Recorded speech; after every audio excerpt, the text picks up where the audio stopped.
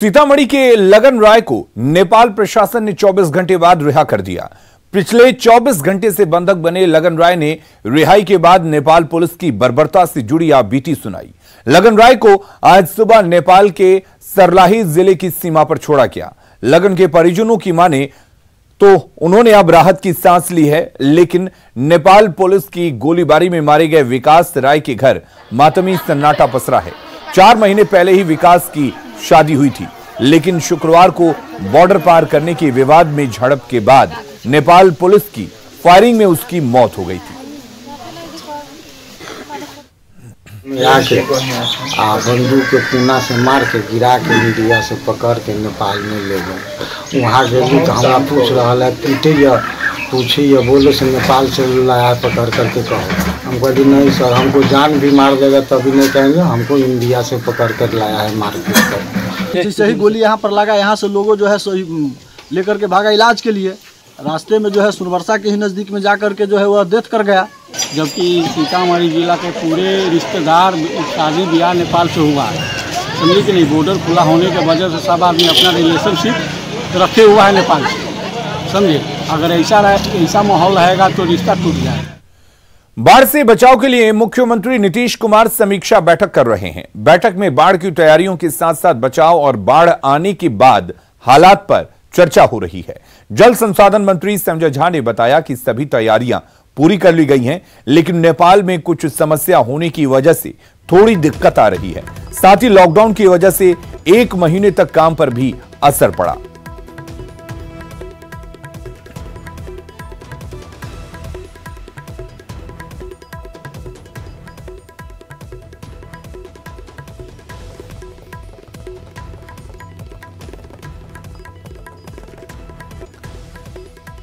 तो बचाव की तैयारियों को लेकर इस वक्त समीक्षा हो रही है। आपको बता दें कि हर साल मॉनसून के बाद बिहार में बाढ़ तबाही मचाती है, लेकिन इस बार मुख्यमंत्री नीतीश कुमार की कोशिश है कि बाढ़ से तबाही कम हो।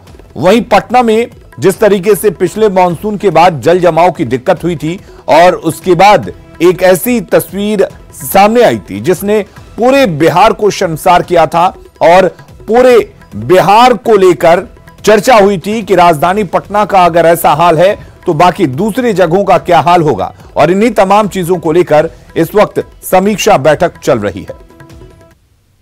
लॉकडाउन के वजह से काफ़ी डिफ़िकल्टी भी रही। 1 महीना काम बंद रहा, मजदूर नहीं थे, उस समय कर भी नहीं सकते थे और मटेरियल का मूवमेंट भी बिल्कुल प्रॉब्लम था।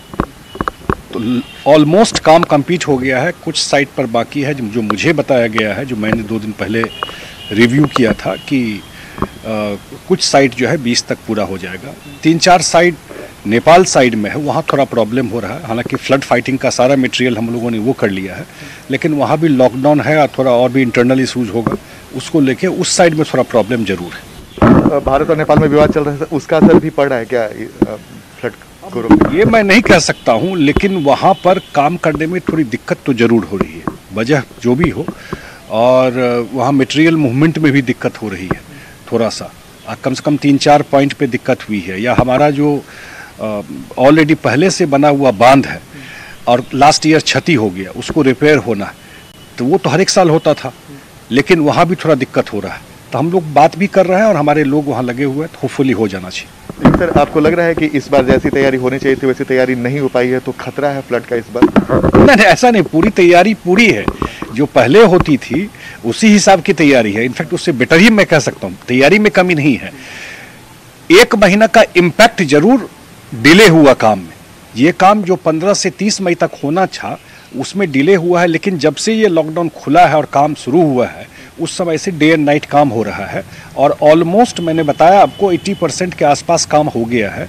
जो 20% बचा भी हुआ है उसमें 90% काम हो गया। कहीं माइनर बचा हुआ है जो अगले 3-4 दिन में वो भी कंप्लीट हो जाएगा। ये थे हमारे साथ जल संसाधन मंत्री संजय झा। कैमरामैन सुबोध के साथ आनंद अमृतराज, न्यूज 18 नेटवर्क, पटना।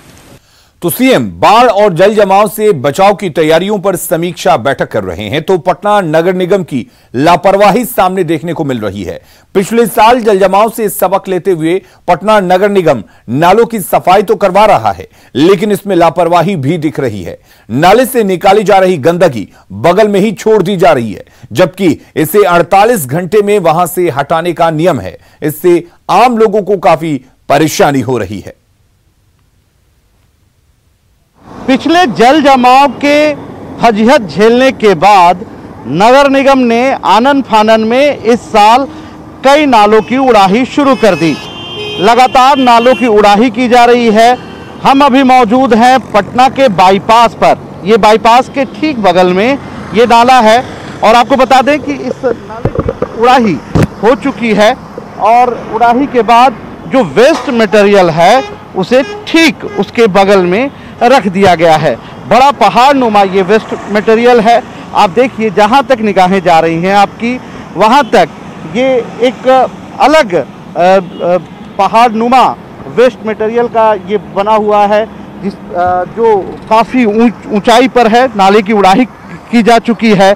बताया ये भी जा रहा है कि कुछ ही दिनों के बाद यहाँ मानसून शुरू होने वाला है और मानसून जैसे ही दस्तक देगा उसके बाद से यहाँ बारिश शुरू हो जाएगी और बारिश शुरू होगी तो ये जो वेस्ट मटेरियल है फिर से नाले में चला जाएगा।